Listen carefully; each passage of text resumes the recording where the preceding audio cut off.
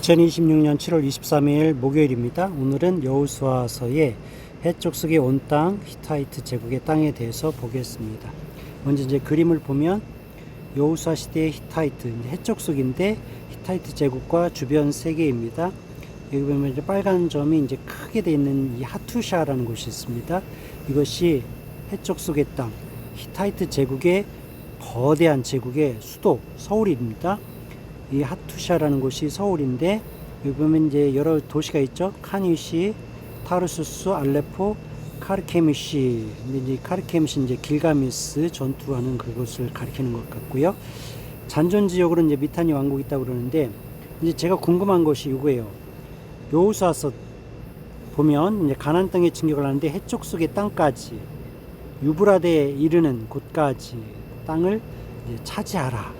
그것까지 하나님께서 주셨다는 내용인데, 여호수아 1장 4절을 봅시다. 해족속의 온 땅, 해족속의 온 땅, 해족속의 온 땅, 그곳을 하나님께서 주신다 라는 거니까 거기까지 정복을 하라 라는 뜻인데, 이 하투샤가 있는 이곳까지냐, 근데 이제 유브라데라는 말을 했단 말이에요.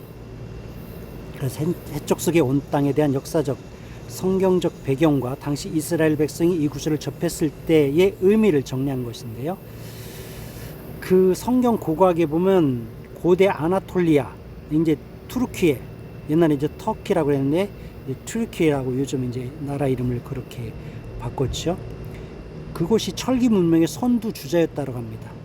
그러니까 멸망하지 않고 아주 거대한 제국이었죠. 세계를 호령했던 제국이었죠. 근데 출애굽 및 여호수아 시대가 이제 BC 15에서 13세기라고 하는데, 이 히타이트, 지금 이제 튀르키 땅인데 남쪽으로 북시리아, 그다음에 유브라데, 당시 이제 이집트 제국과 대등하게 맞섰던 당대 최강의 강대국인데, 근데 이스라엘 사람들이 당시 해족속의 온 땅을 어디까지 인식을 했을까? 햇사람들의 땅, 이제 가나안 북부 지역, 시리아, 북시리아 이곳까지를 보았을까? 그래서 여호수아 1장 4절의 표현을 보면 레바논 산지 북쪽, 북동쪽 유브라데 강에 이르는 거대한 영역, 즉 당시 히타이트 제국이 영향권에 있던 시리아, 북가나안 전체 지역을 의미하는 것으로 이렇게 보는데, 원래는 튀르키예까지 이르는 거대한 족속이 히타이트 제국이었다라는 것인데, 이스라엘 족속들은 유브라데 강에 이르는 그곳까지를 보지 않았을까라는 것입니다. 여호수아 1장 4절에 보면 곧 광야와 이 레바논에서부터 큰 강, 곧 유브라데 강까지 해족속의 온 땅, 그러니까 유브라데 강까지 해족속의, 거기에 유브라데 강까지 해족속의 땅,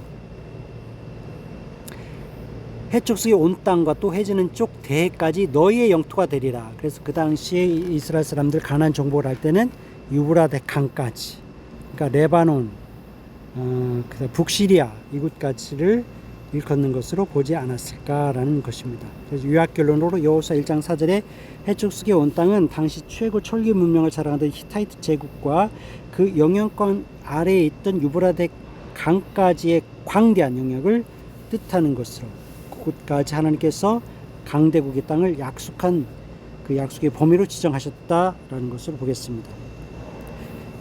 여기까지입니다.